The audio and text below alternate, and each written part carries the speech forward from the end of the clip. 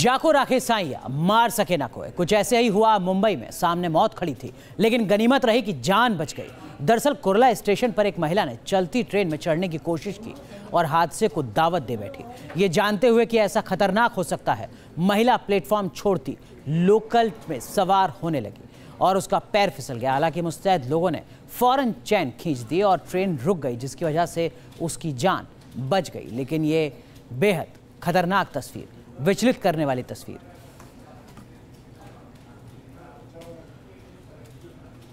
देश में तेल की कीमतों पर तकरार मची है। आम आदमी परेशान है और सियासी लोग भी बवाल मचा रहे हैं। लेकिन तेल की कीमतों के बीच अगर कहीं हजारों लीटर डीजल नाले में बह जाए तो आप क्या कहेंगे? गुस्सा भी आएगा और खींच भी होगी।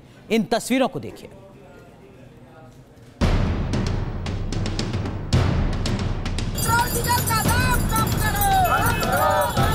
कहीं पेट्रोल डीजल पर ललकार है, कहीं डीजल की बर्बादी बेशुमार है, कहीं तेल की कीमतों पर तकरार है, कहीं नाले में बह गया डीजल। कोई बढ़ती कीमतों से नाराज है। मंथली बजट पे तो सर बहुत ज़्यादा असर पड़ता है। नाराज है, अभी काम धंधा में सब इतना ठप है और महंगाई बढ़ते जा रही है। नाराजी है ना सर, पेट्रोल का भाव रोज बढ़ते जा रहा है। तो कहीं 15 मिनट तक बहता रहा डीजल। ये बर्बादी नहीं, आम आदमी का मजाक उड़ाना है। तेल की बढ़ती कीमतों पर देश भर में हाय तौबा मची है। दिनों दिन बढ़ती कीमतों पर तकरार ऐसी कि लखनऊ में कांग्रेस वालों ने पेट्रोल बैंक भी खोल दिया। आम आदमी को पेट्रोल डीजल के लिए लोन देने का भरोसा देने लगे। लेकिन उत्तर प्रदेश के शाहजहांपुर में हजारों लीटर डीजल बहता रहा और सुध लेने वाला कोई नहीं। रोजा जंक्शन पर गाड़ियों में डीजल भरा जाता है, लेकिन यहाँ हजारों लीटर डीजल बेकार हो गया। बताया जा रहा है कि 15 मिनट तक कर्मचारी तमाशबीन बने रहे और लाखों का डीजल जाया हो जाने के बाद अब कार्रवाई का भरोसा दिया जा रहा है।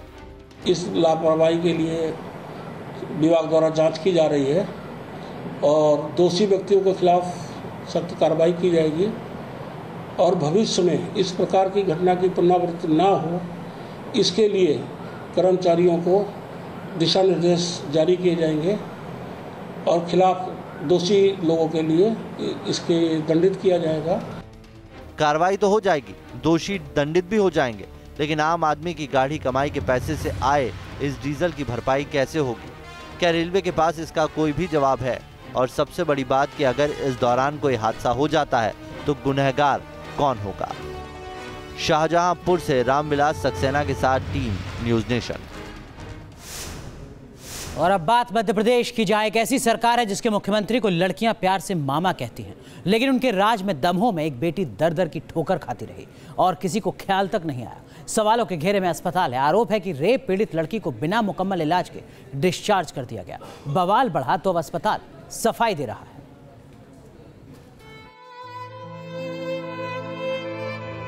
वो कराहती रही, बिलखती रही, दर्द में भी दर दर की ठोकर खाती रही, लेकिन अस्पताल में ना कोई देखने वाला मिला, ना ही कोई पूछने वाला। मध्य प्रदेश के दमों में इंसानियत शर्मसार हो गई। बताया जा रहा है कि 8 साल की रेप पीड़ित को जिला अस्पताल में इलाज के लिए भर्ती करवाया गया, लेकिन मुकम्मल इलाज से पहले ही पीड़ित डिस्चार्ज कर दी गई और वो बेसहारा अस्पताल में फर्श पर लेटी लेटी दर्द सहने को मजबूर थी। मैंने देखा तो वो गेट के बाहर पड़ी है। गेट मतलब उसको डिस्चार्ज कर दिया और वो गेट के यहाँ पड़ी है। मैंने उससे पूछा क्यों तुम्हारे लिए इधर क्यों, पलंग पर क्यों नहीं? तो बोल रही हमारे लिए डिस्चार्ज कर दिया। और हमने सोचा कि क्या घर जाने की व्यवस्था हुई कि नहीं? तो बोले कोई घर जाने की व्यवस्था नहीं हुई। जब मैंने त्रिवेदी मैडम से पूछा कि मैडम ऐसा क्यों, तो बोल लगी कि उसके लिए कोई टेंशन नहीं है, कोई तकलीफ नहीं है, वो धीरे धीरे ठीक होगी, इसलिए मैंने डिस्चार्ज कर दिया कि घर जाओ। इधर बहुत से लोग आते हैं तो बच्ची को उल्टा असर पड़ता है। जिला पंचायत उपाध्यक्ष ने जब अस्पताल से उसकी बेरहमी की खोज खबर ली तो अस्पताल ने फौरन पेशी के नाम पर डिस्चार्ज करने की दलील दे दी। ये अलग बात है कि पीड़ित को कोर्ट में पेश तक नहीं किया गया। मैंने डॉक्टर त्रिवेदी मैडम से बात की तो उन्होंने बताया कि पेशी के लिए उसको डिस्चार्ज किया गया है, फिर वो आ गई है ना। उसको मतलब कुछ औरतों की उनको अंदरूनी जाँच करना थी, जिसके कारण उसको बाहर बैठाने को बोला कि फिर बाद में आ जाना। हाँ, कार्रवाई करेंगे ना जिसने ऐसा किया है। कार्रवाई करेंगे ये शब्द भरोसा नहीं देते, जख्मों पर नमक रगड़ते हैं। जाने कितनी बार कितने ही लोगों से ये कहा गया होगा, लेकिन हालात नहीं बदले। बदलता है तो बस दर्द सहने वाला चेहरा। पर यहाँ तो सवाल एक रेप पीड़ित का था, फिर भी ना किसी का दिल पसीजा और ना ही किसी को रहम आया। Team news nation. बांग्लादेश में रोहिंग्या कैंप का दौरा कर चुकी एक्ट्रेस प्रियंका चोपड़ा पहले ट्विटर पर ट्रोल हुई और अब सियासी दिग्गजों के निशाने पर आ चुकी हैं। बीजेपी के फायर ब्रांड नेता विनय कटियार ने कहा है कि रोहिंग्या मुसलमानों से मिलकर प्रियंका ने बहुत गलत किया है और ऐसे लोगों को देश से निकाल देना चाहिए। रोहिंग्या कैंप क्यों गई प्रियंका? एक्ट्रेस प्रियंका चोपड़ा का बांग्लादेश की धरती पर ये वो दौरा था जिस पर सियासत और सवाल दोनों तल्ख हैं। 21 मई को प्रियंका चोपड़ा बांग्लादेश के कॉक्स बाजार में बने रोहिंग्या कैंप गई थी। वो वहां रोहिंग्या आबादी से मुखातिब भी हुई। It takes me a really long time and I can't wait till I make my next trip again to showcase what children around the world are facing and what troubles they're facing, because as a global citizen I feel like it is my responsibility and my duty to make sure that the world cares, and I take that responsibility very seriously. So सरहद पार Rohingya मुसलमानों के हालात से रूबरू होने के बाद प्रियंका अपनी टीम के साथ लौट तो आई, लेकिन सोशल मीडिया से लेकर सियासत तक सवालों का बवंडर खड़ा हो गया। सबसे सख्त प्रहार बीजेपी के फायर ब्रांड नेता विनय कटियार ने किया। ऐसे जितने भी वीआईपी लोग हैं उनको जाना नहीं चाहिए, जाने से बचना चाहिए, अवॉइड करना चाहिए। इससे गलत संदेश जा रहा है और प्रियंका जी को तो बिल्कुल नहीं जाना चाहिए था। दरअसल प्रियंका चोपड़ा यूनिसेफ की गुडविल ब्रांड एम्बेसडर है और इसी प्रोग्राम के तहत वो यूनिसेफ की टीम के साथ रोहिंग्या कैंप गई थी। म्यांमार में घरेलू हिंसा के बाद बड़ी तादाद में रोहिंग्या मुसलमानों को मुल्क छोड़ना पड़ा था। आरोप भी लगे कि रोहिंग्या आबादी के बीच कट्टरपंथी ताकतें खतरा बन चुकी थी। इसके बाद इन लोगों को बांग्लादेश ने अपनी धरती पर जगह दी। अब ये कहा जा रहा है कि प्रियंका चोपड़ा को रोहिंग्या की असलियत की जानकारी नहीं, उनके कैंप में जाने से गलत संदेश जा रहा है। लेकिन रोहिंग्या मुसलमानों को किसी भी कीमत पर इस धरती पर रहने नहीं देना चाहिए और जो भी उनके साथ सहानुभूति व्यक्त करता है उनको भी इस देश के अंदर नहीं रहना चाहिए। अपील कर रहा हूँ ऐसे लोगों को बहुत विचार करके सोच समझ करके उनके बीच में जाने की जरूरत है। हिंदुस्तान में भी रोहिंग्या मुसलमान पनाह लेने के लिए जोर आजमाइश कर रहे हैं। यहाँ रोहिंग्या रहेंगे या बाहर जाएंगे, नजरें देश की सबसे बड़ी अदालत के फैसले पर टिकी हैं। इन सब के बीच सरहद पार रोहिंग्या से मुलाकात के रियल लाइफ की देसी गर्ल को रियल लाइफ में देश छोड़ने की धमकियां मिल रही हैं। Team news nation. चलिए अब आपको दिखाते हैं कि प्रियंका चोपड़ा को ट्विटर पर कैसे ट्रोल किया जा रहा है, किस तरीके की बातें सामने आ रही हैं। जो ट्वीट किए जा रहे हैं उसमें अलग अलग तरीके की बातें सामने आ रही हैं। जो एक ट्वीट है जिसके मुताबिक ये कहा गया है कि एक विजिट रिफ्यूजी की मदद करने के लिए होनी चाहिए थी, ना कि सेल्फी स्टंट। अफसोस है कि आप फॉलोअर्स बढ़ाने के लिए ये सब कर रही हैं। अलग अलग तरीके के ट्वीट हो रहे हैं, ट्रोल किया जा रहा है प्रियंका चोपड़ा को। एक दूसरे ट्वीट में कहा गया कि आप रोहिंग्या शरणार्थियों के कितने बच्चों को गोद ले रही हैं। चैरिटी की शुरुआत घर से होती है, अपने घर के दरवाजे उनके लिए खोल दीजिए। तो मतलब नसीहत भी दी जा रही है प्रियंका चोपड़ा को।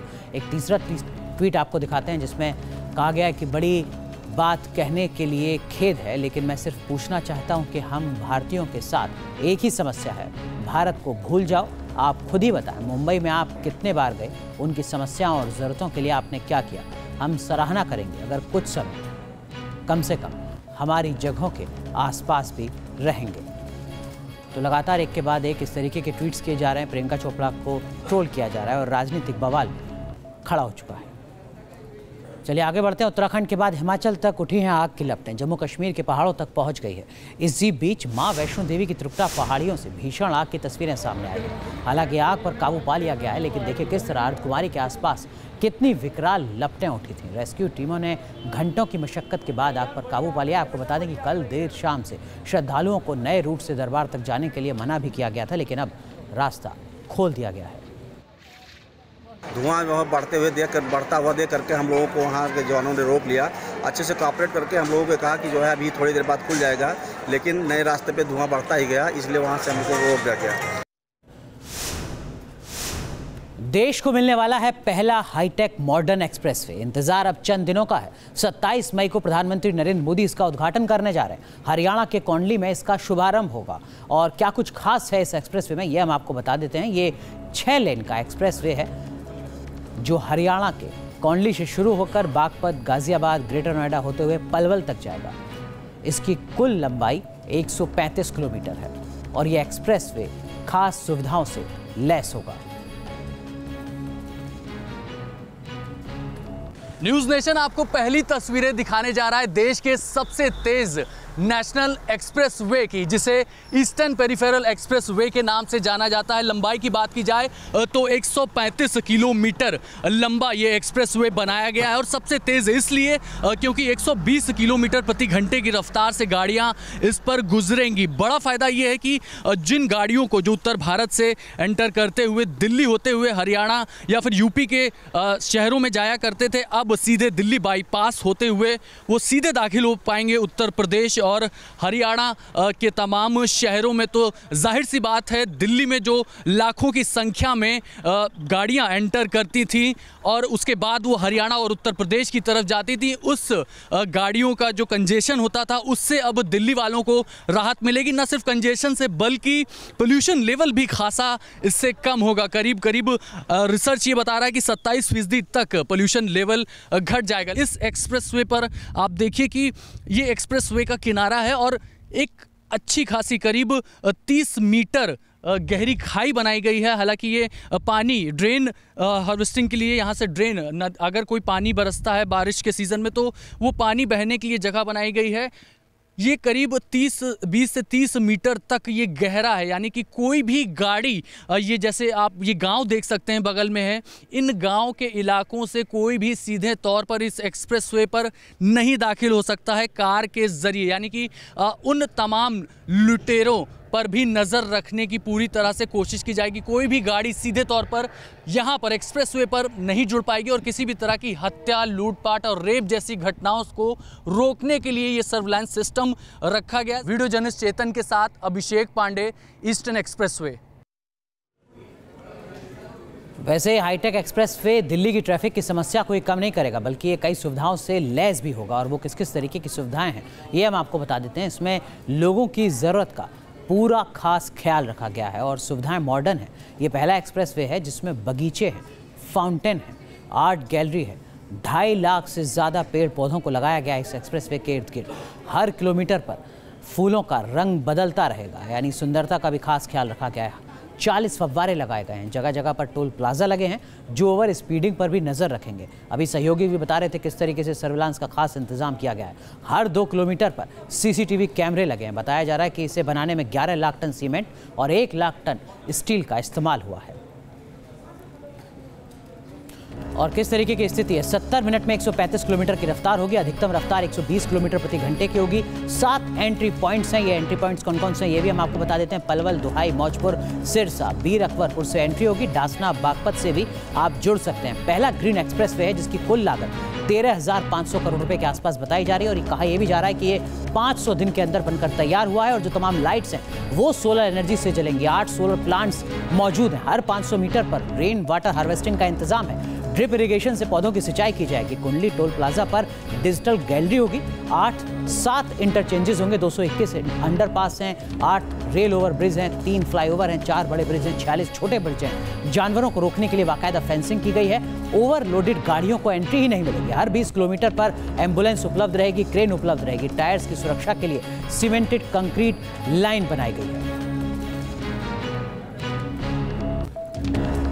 चलिए आगे बढ़ने से पहले एक नजर जुर्म की कुछ खबरों पर क्राइम व्यू में।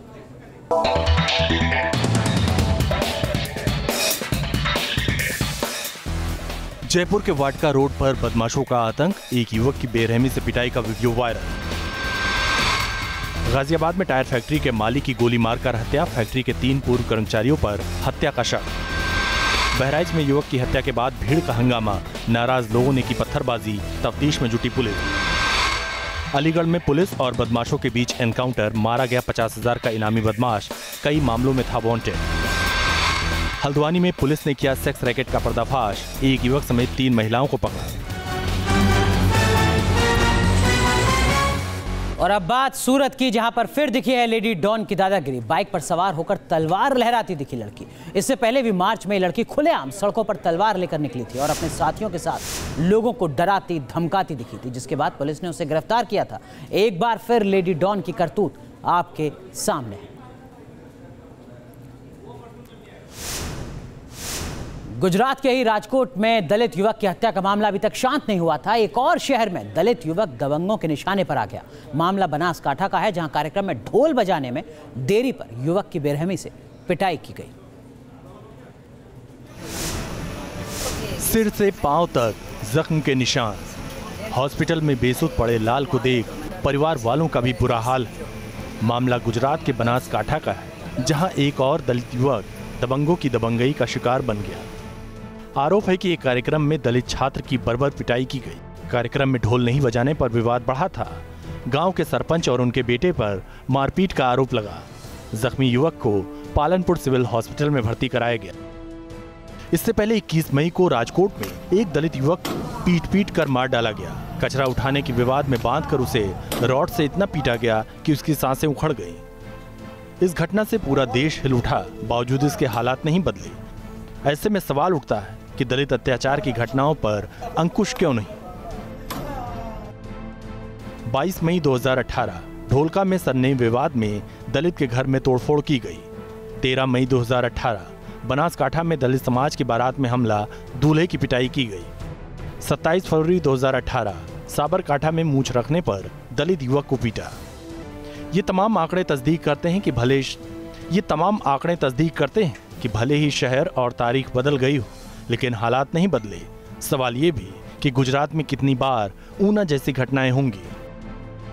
Team news nation. और चलिए आपको बताते हैं कि गुजरात में दलितों की स्थिति है क्या। साल दर साल किस तरीके के आंकड़े दर्ज होते रहे। साल 2016 में दलितों पर अत्याचार के 1322 मामले दर्ज हुए थे। 2015 में ये 1010 थे केवल। 2014 में 1094 थे। तो आप देख सकते हैं कि 2014 के मुकाबले 2016 में अत्याचार के मामले बढ़े हैं। वहीं अगर देश भर की स्थिति की बात करें तो 2016 में 40,801 मामले दर्ज हुए थे पूरे देश में, जो 2015 में कम थे, यानी 38,670। बल्कि 2014 की अगर बात करें तो वो 40,401, यानी हर साल 40,000 से ज्यादा मामले दर्ज होते रहे। 2011 में 33,000, 2006 में केवल 27,000। और अब एक नजर खेल की खबरों पर स्पोर्ट्स व्यू में।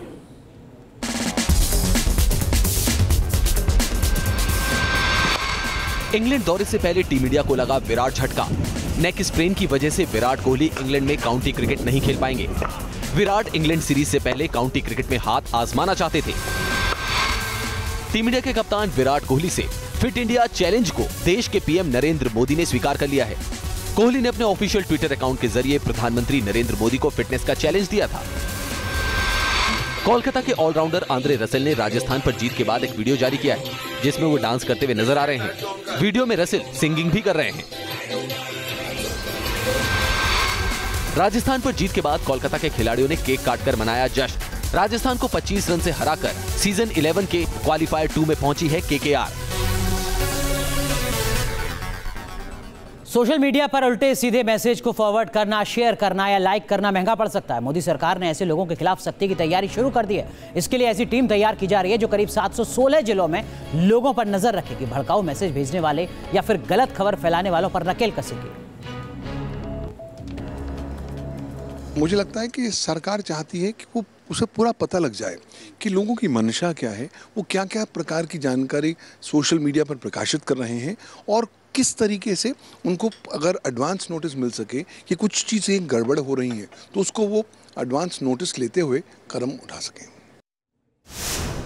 और अब बात पाकिस्तान की, जहां टीवी चैनल बहस के दौरान मंत्री को थप्पड़ जड़ दिया गया। थप्पड़ मारने का आरोप तहरीक इंसाफ पार्टी के नेता नईमुल हक पर लगा है और जिन मंत्री के साथ ये वारदात हुई उनका नाम डेनियल अजीज है, जो निजीकरण मामलों के मंत्री बताए जा रहे हैं। बताया जा रहा है कि डिबेट के दौरान पहले अजीज ने अपना आपा खो दिया और हक को उकसाने लगे। इस पर इमरान की पार्टी के नेता अपना आपा खोते हुए अजीज को थप्पड़ मार दिया। चलिए अब दुनिया भर की कुछ खबरें वर्ल्ड व्यू में। अमेरिका के हवाई में किलुआ ज्वालामुखी के अलावा अब समंदर में शिप और मछुआरों के लिए अलर्ट जारी। जर्मनी के टियर में लगेगी कार्ल मार्क्स की विशाल प्रतिमा, चीन ने दिया तोहफा। नॉर्थ इटली में बड़ा रेल हादसा, ट्रैक से उतरी हाई स्पीड ट्रेन की कई बोगियां, 2 की मौत, कई यात्री जख्मी। और अब एक नजर पहले पर्दे पर सिनेमा व्यू में।